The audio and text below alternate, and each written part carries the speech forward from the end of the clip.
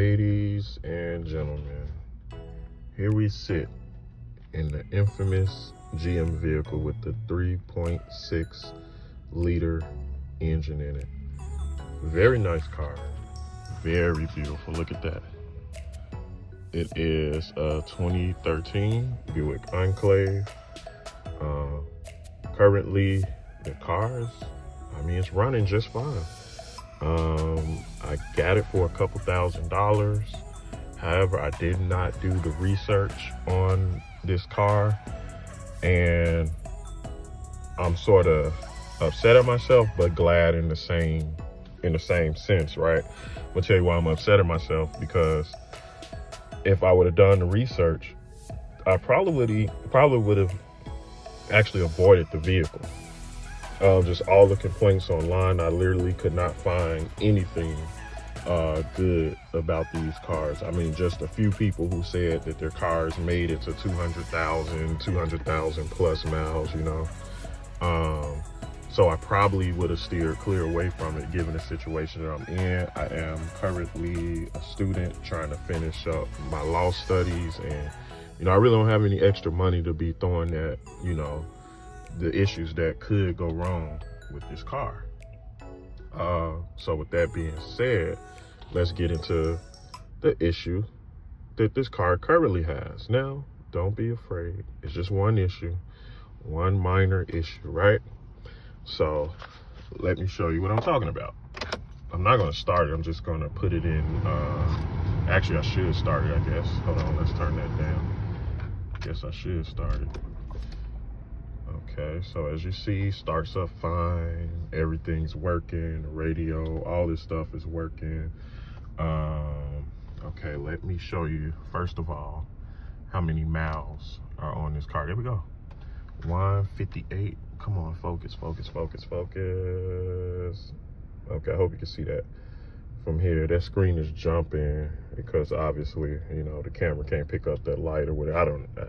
Whatever, but it doesn't jump in person. So as you can see right there, right? So I got my engine light on over there, and then I got the flashing information light on over there. Now, that's why I say don't be afraid, right? Because this one, I bought it like that, and the engine light wasn't on. It came on about 4 days later. I took it to my mechanic, very good mechanic. I've been going to this guy for I've been knowing him for around 15 years. He does very great work.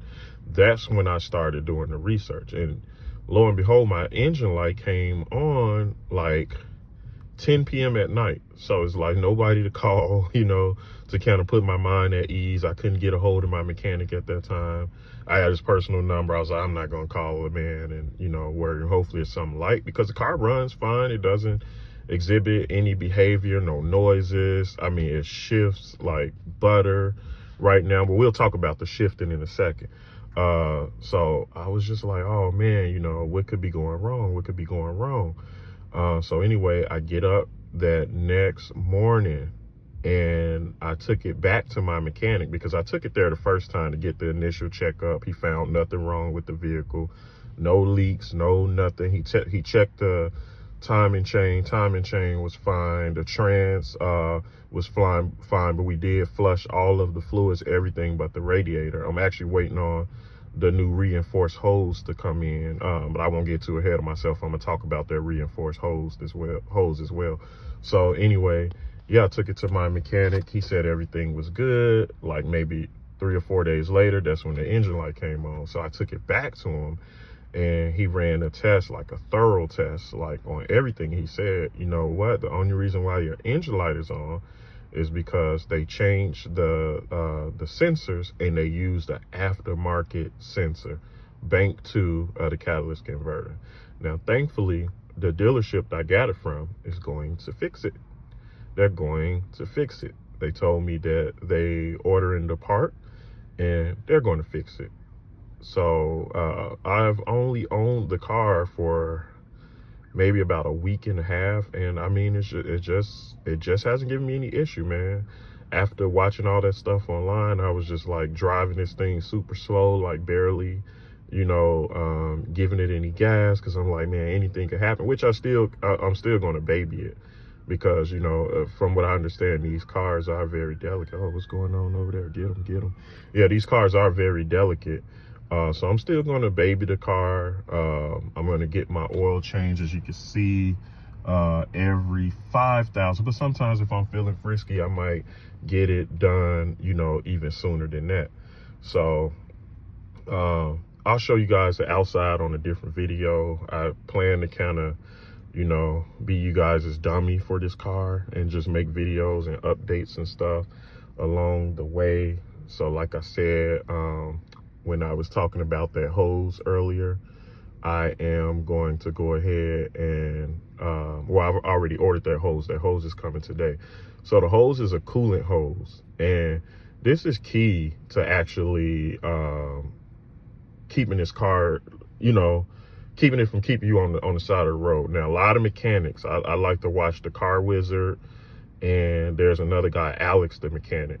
A lot of these guys, they say, don't buy the car, don't buy the car. And had I seen their videos before, I probably wouldn't have bought it, just, you know, because I really trust what those guys say. Now, this is why I'm saying I'm glad that I actually, you know, didn't see those videos into afterwards, because the car is great. Like, I love this car. Like, man, the engine shockingly has so much power for like this big car, man. Like, there's always somebody trying to roll up on me, man, and you just barely tap this thing and away it goes. Like, it goes great. Now, I will tell you, just like right after I had the fluid change, it wasn't like slips in the transmission. It was sort of just like a delay. And, you know, I talked to my mechanic, and he was like, you know, it's kind of normal, you know, when you're draining your transmission, like you might have to go through a few cycles. And, you know, he even test drove it. His other mechanic test drove it. He's like, yeah, it's normal. You know, it is a high mile car. Like, you know, it's not going to shift 100% perfect. But let me tell you why it shifts like butter now. Now, this is my experience, guys. This is my experience. If your transmission is too far gone or something like that, then it may not work for you. I started searching YouTube for a solution because it wasn't that bad, but it just bothered me. It just bothered me. I was just like, man, you know, I don't like those. You know, this car, it rides so smooth, but occasionally it would just be like a little delay. And it would be when you get to like between 30 miles an hour and 40 miles per hour. But then when you go higher than that, you don't have no issues. Like, this thing, it just fly, right? So I went and I got this stuff called Shutter Fix. I put in one little small bottle. It's Shutter Fix by something lube. Maybe I put it in the description. But yeah, I put one little thing of that in there, and I'll show you guys on another video how to do it, because I am going to get my transmission drained again probably in June. Right now, today is like February something, but I'm gonna get it drained again in June, and I'll run that stuff back in there. So if, you know, the car can survive to June, I'll be able to show you guys how I add it in there. It's pretty simple. You just screw off the transmission top and pour the Shutter Fix. Anyway, the first bottle I put in, man, instantly you can feel it. You can feel it, right? And so at that time, they only had one bottle, so I just bought that one bottle, and I was like, man, this feels so buttery smooth. But then, like, maybe 10 minutes later, you can still kind of a little bit feel, you know, they say you have to drive up to 20 miles or so and kind of drive it hard to get it through all the gears. And then what I did too is, let me show you, when I put it in, I went in reverse. I set in reverse for a sec, down to neutral, drive, low, back up, just kind of let it get running through all those gears, you know. And I just did it, you know, did this cycle just a few little times. And, you know, that's what you do when you put that stuff in there. And it ran, it shifts so great that I was like, you know what, it won't hurt to put another bottle. Now, the max you could do is 2 bottles. I think it's 4 ounces. So 2 bottles, 4 ounces, that's the max you can do. And now it just shifts like buttery smooth, man. As you can see, like, it's snow on the ground out here, man. Like, this thing just eats through the snow. This is the all-wheel drive iteration. Yeah, man, it's been great so far. The engine, every time I go to my mechanic, I have him check the the timing chain. He has like a little computer where he can, you know, check it and make sure the timing and everything is on point, and the timing is on point. I'm not going to add any at this time. I'm not going to add any additives to the oil, because as I understand, these engines are extremely sensitive and they sludge up. Now, I did go online. I ordered the PCV valve. I ordered the vapor canister purge valve. And as I said, I got those radiator hoses coming, or heater hoses. I got the heater hoses coming. Those are what all the mechanics recommend you do with the preventative maintenance. Now, for me, the PCV valve, right, there is a mod out there where you can drill the holes and make them larger. I think, don't quote me, because I gotta look at it, but if I look at it, this video gonna stop. This iPhone sucks. But I think on the top is 5/64, and on the bottom is 7/64. I'll try to put something in the video when I go back and double check if I'm saying it wrong. But anyway, if you drill those holes, supposedly that's going to allow it to breathe better. But my theory is, right, this car has made it all the way to 158 some thousand miles. So I'm just going to replace it. And hopefully it can make it another 100 some thousand miles, or however long I need to make it before I trade this car in or sell it. So I'm just going to replace it. I'm not going to, at this time, drill the holes in there. I already ordered the part. I got the new hose there's two of them. So there's one that's like, that sort of sits at the bottom of the engine. And that was easy. I'm going to do it myself. But the PCV valve that sits on the rear of the engine, it looks easy, but I mean, it's kind of just back there, and there's not a lot of room to maneuver around, but you can try it out if you want to. I'll probably do a video of me doing the one in the front. That seems fairly easy. Also, once the weather break in a few days, I'll do a video of me checking that airbox, because oil backs up and gets into that airbox. So I'm going to do that.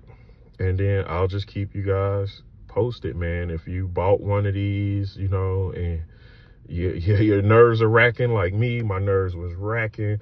But I mean, the car just hasn't given me any problems. But then again, I've only had it for like a week and a half or so, I want to say. So, you know, it hasn't given me any problems. I'm going to be 100% honest. I have no allegiance to GM. My only allegiance is to me and my family, something that can get us around safe or whatever like that. I don't have any kids. I guess I shouldn't make you guys think that, because I'm saying me and my family. But I do have, you know, a wife, but I still, you know, occasionally I got other family, you know, and this room is nice.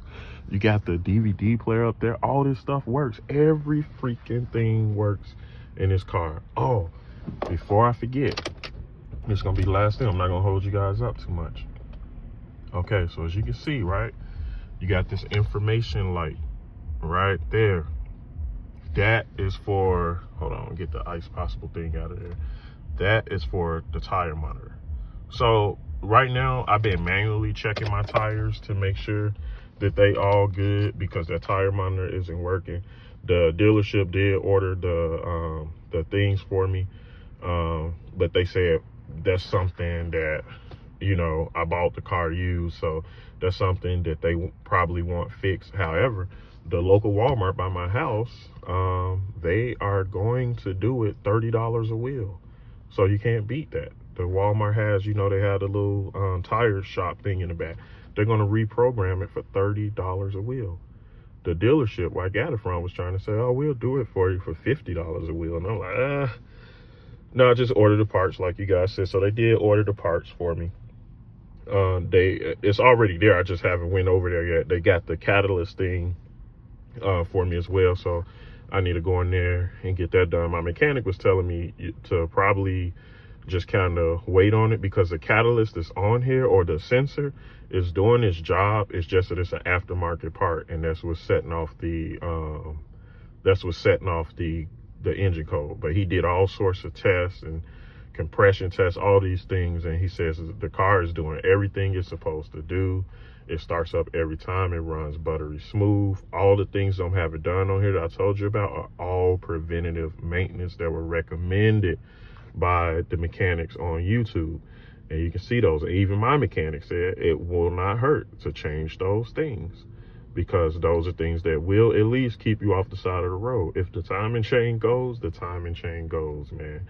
But you can avoid that by setting your oil change intervals to anywhere from 3,000 to every 5,000. I have an auntie that have the same engine, an Equinox. She been had that car for maybe 3 years, and she does Uber and Lyft, so she does hers every 3,000 miles, and the car is fine. It's like 75,000 miles. She does road trips in it and stuff, so I'm hoping that I can have the same success with this, even though this has more miles. But all right, guys, I won't hold you up. I'll be back with an update video. Thank you for tuning in. Put your mind to ease if you bought one in a decent condition. I was able to see the Carfax records. They did maintain the oil changes at around 5,000 every 5,000 miles. So that's how this car is in such a decent condition, and no problems with the timing chain or nothing like that. But here's one thing: they did not change. At least I didn't see it in there. They did not change the transmission fluids. So that's probably, you know, what the little tick was in the transmission thing. So, but we gonna get this. We changed the transmission fluid. We gonna drain it. My mechanic don't recommend that I flush it. We gonna drain it again in like June. That's a couple months away, and we just gonna keep on working on it from there. So, all right, guys, thank you for tuning in. I'll keep you posted. Peace.